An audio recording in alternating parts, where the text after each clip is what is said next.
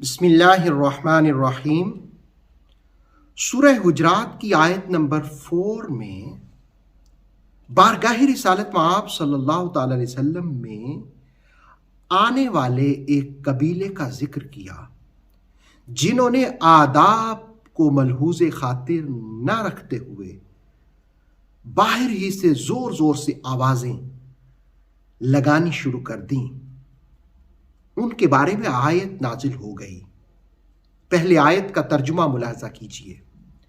ان الذین ینادونک، بے شک وہ لوگ جو آوازیں لگاتے ہیں، من وراء الحجرات، حجروں یعنی کمروں کے باہر سے، گھروں کے باہر سے، اکثرہم لا یعقلون، ان کی اکثریت عقل نہیں رکھتی۔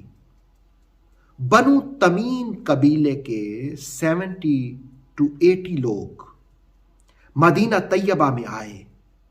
وہ جس وقت پہنچے تو دوپہر کا وقت تھا۔ رسالت مآب صلی اللہ تعالی علیہ وسلم قیلولہ فرما رہے تھے، اور اس قبیلے والوں نے اپنی شان کے خلاف سمجھا کہ ہم انتظار کرتے رہیں۔ حالانکہ بہتر یہ ہوتا کہ وہ پہلے سے اپوائنٹمنٹ کر لیتے، وقت لے لیتے، یا پھر وہ انتظار کرتے۔ آج بھی مہذب قوموں کے ہاں جس وقت کسی کو ڈاکٹر کے پاس بھی جانا ہو تو اپوائنٹمنٹ لی جاتی ہے، اور اگر بیفور دا ٹائم اپوائنٹمنٹ نہ لی جائے تو پھر وہاں جا کر انتظار کرنا پڑتا ہے اپنی باری کا۔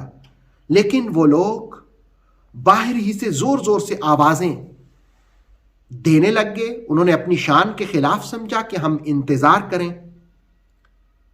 تو جس وقت انہوں نے آوازیں دینا شروع کر دیں تو رسالت مآب صلی اللہ تعالی علیہ وسلم سے یہ کہنے لگے، یا محمد اخرج علینا، اے محمد صلی اللہ علیہ وسلم آپ باہر تشریف لائیں۔ اور پھر کہنے لگے کہ ہم مفاخرت کے لیے آئے ہیں۔ مفاخرت کا مطلب یہ تھا کہ فخر، یعنی ہم اپنے قبیلے کی شان بیان کرنے کے لیے آئے ہیں۔ اور پھر کہنے لگے کہ جیسے ہمارا قبیلہ ہے ایسے کوئی قبیلہ نہیں، جس کی ہم تعریف کرتے ہیں وہ مزین کر دیا جاتا ہے، اور جس کی ہم تحقیر کرتے ہیں وہ مذمت والا سمجھا جاتا ہے۔ جس کی ہم مذمت کریں وہ مذمت والا ہو جاتا ہے، وہ ذلیل ہو جاتا ہے۔ اس پر رسالت مآب صلی اللہ علیہ وسلم نے فرمایا کہ نہیں، ایسا نہیں ہے۔ اللہ جس کو عزت دیتا ہے، اللہ جس کی تعریف کروانا چاہتا ہے، تعریف اسی کی ہوتی ہے، اور اللہ رب العالمین جس کو حقارت میں مبتلا کرے، تحقیر بھی اسی ہی کی ہوتی ہے۔ تم حضرت یوسف بن یعقوب کو دیکھ لو، وہ شرف والے تھے۔ خیر سے رسالت مآب صلی اللہ علیہ وسلم تشریف فرما ہوئے تو بنی تمیم کا ایک خطیب عطارد بن حاجب یہ کھڑا ہوا اور اپنے قبیلے کی فضیلت بیان کی۔ جب اس نے مفاخرت کر لی تو رسالت مآب صلی اللہ علیہ وسلم نے حضرت ثابت بن قیس سے کہا کہ اٹھو جواب دو۔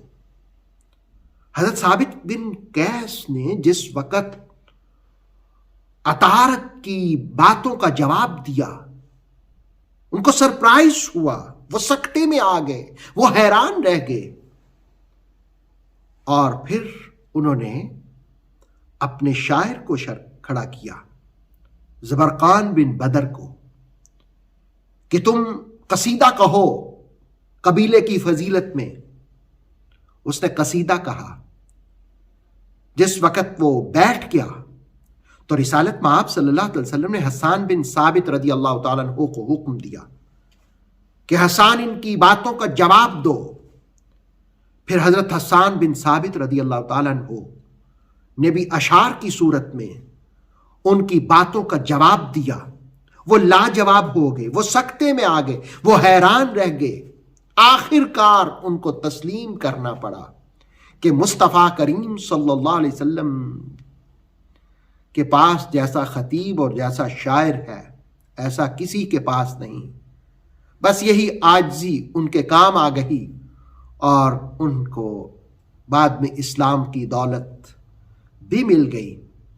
قرآن حکیم نے اس آیہ مقدسہ میں جو سورہ حجرات کی 4 نمبر آیت ہے یہ بات سمجھائی کہ گھروں کے باہر شور ڈالنا یہ عقل مندی نہیں ہے، یہ سمجھداری نہیں ہے۔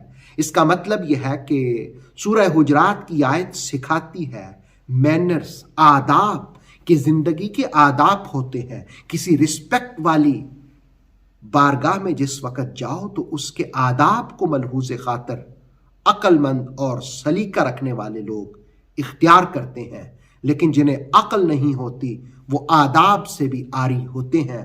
اللہ رب العالمین ہمیں آداب نصیب فرمائے۔